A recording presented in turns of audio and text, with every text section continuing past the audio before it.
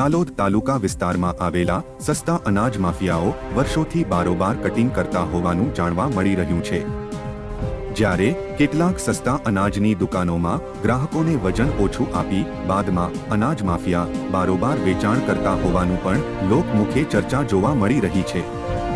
પુરવઠા વિભાગ દ્વારા સસ્તા અનાજની તટસ્થ તપાસ કરવામાં આવતી ન હોય, દુકાનદારો સમયસર દુકાનો પણ ના ખોલતા હોવાનું લોકમુખે ચર્ચા સાંભળવા મળી રહી છે, ત્યારે બીજી તરફ સ્થાનિક પુરવઠા વિભાગ અધિકારી દર મહિને પત્રમ પુષ્પ કરવામાં આવે છે તેવી પણ લોકમુખે ચર્ચા સંભળાય છે।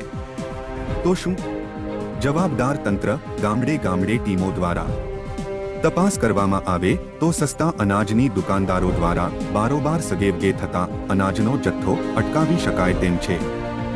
જાલોદથી દીપક લવાનાની રિપોર્ટ।